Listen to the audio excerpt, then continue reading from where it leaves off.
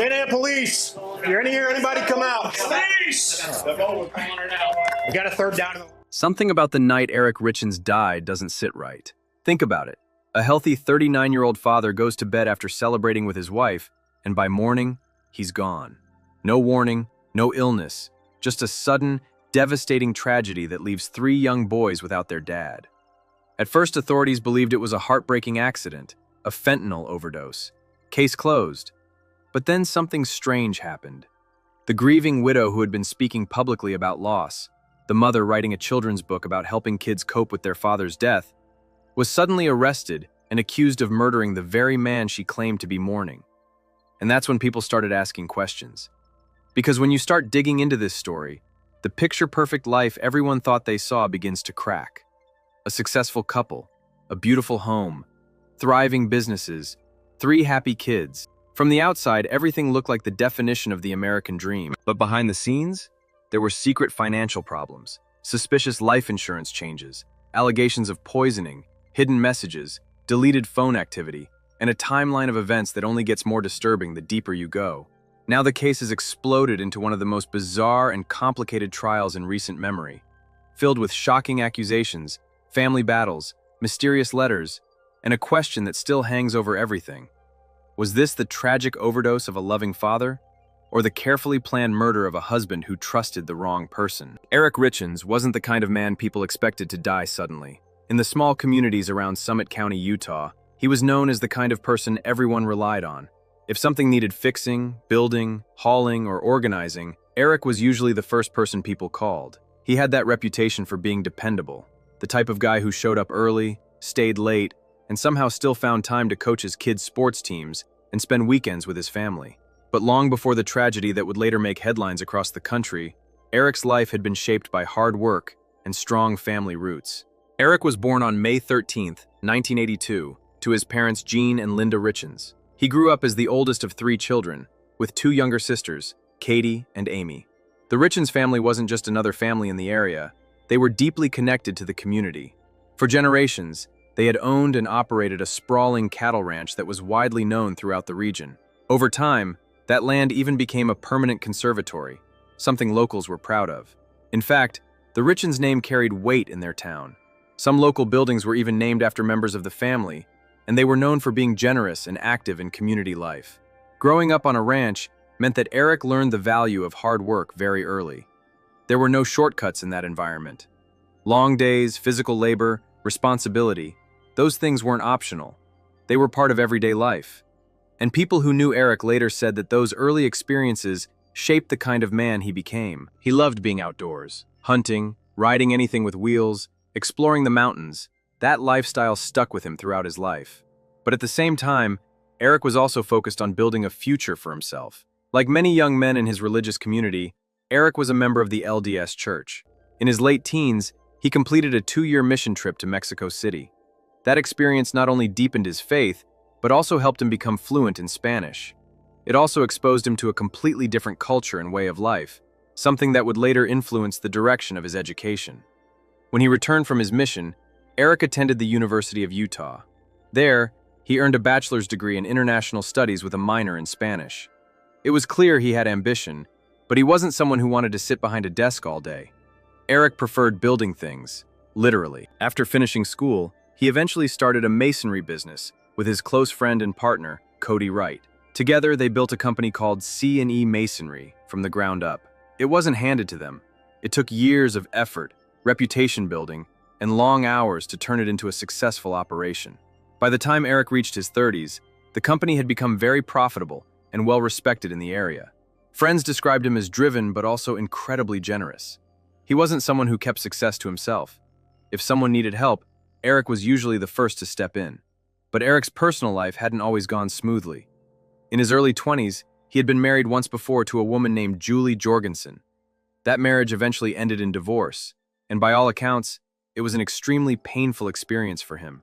Not only was it emotionally draining, but it also affected him financially. For a while after that divorce, Eric focused almost entirely on work and rebuilding his life. He stayed single for quite some time, putting his energy into his business and friendships rather than rushing back into another relationship.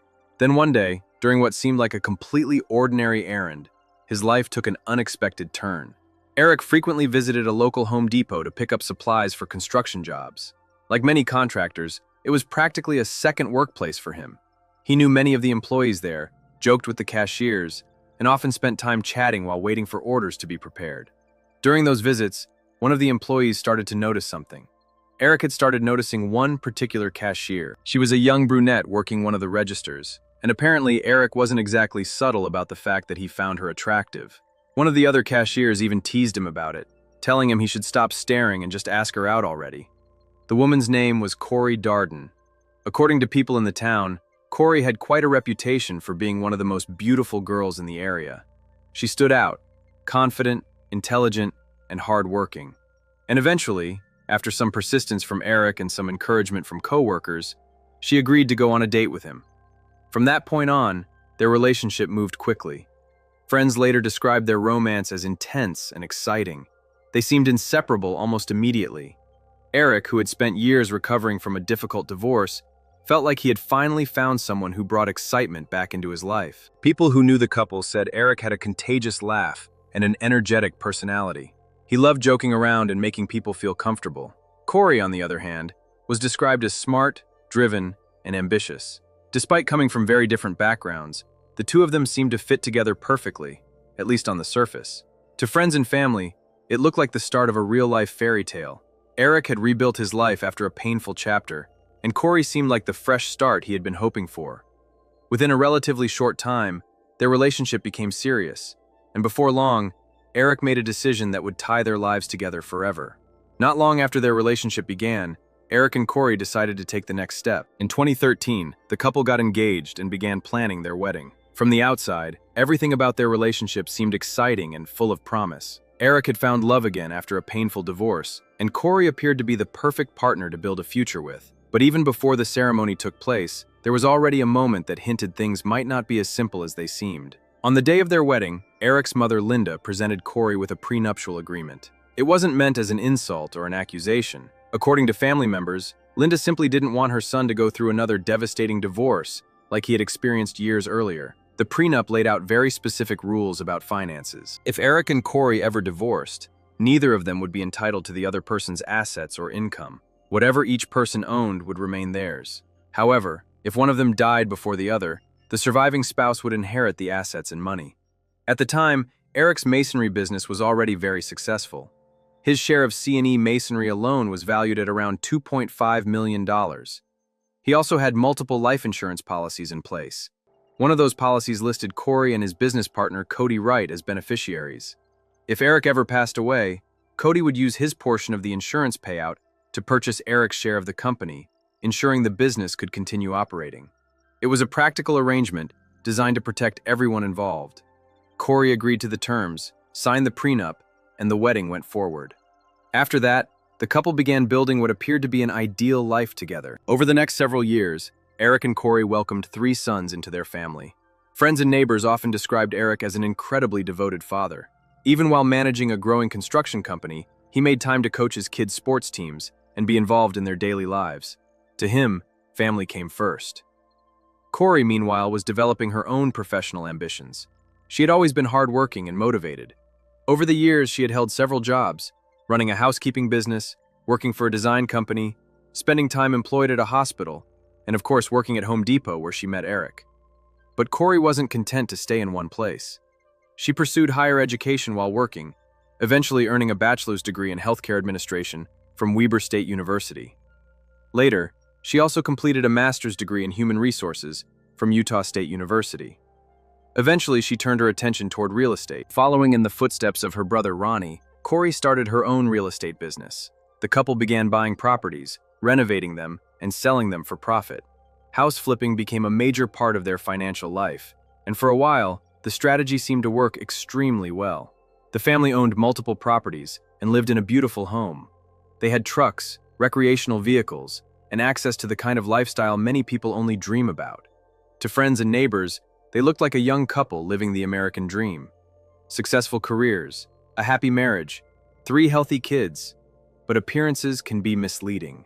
Around 2020, Eric reportedly began noticing changes in his wife's behavior. That same year, the couple traveled together to Greece on a romantic vacation. It was supposed to be a relaxing getaway, time away from work, responsibilities, and daily stress.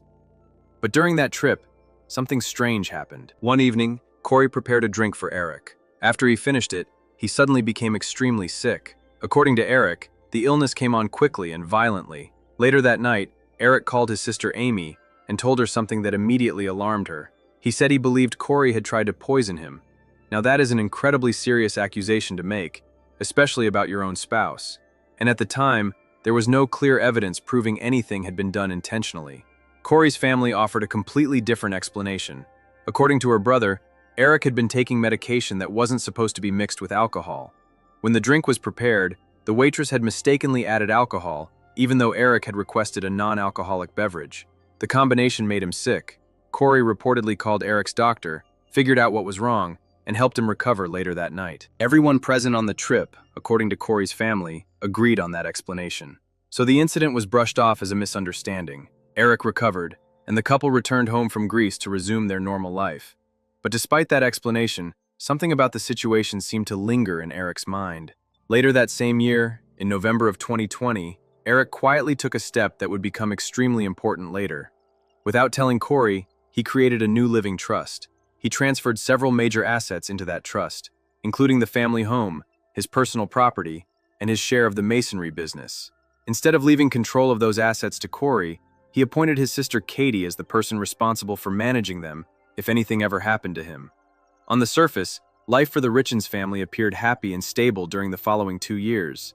But beneath that calm exterior, tensions were slowly building. And by the beginning of 2022, the situation inside the marriage was about to become far more complicated and far more dangerous than anyone around them realized.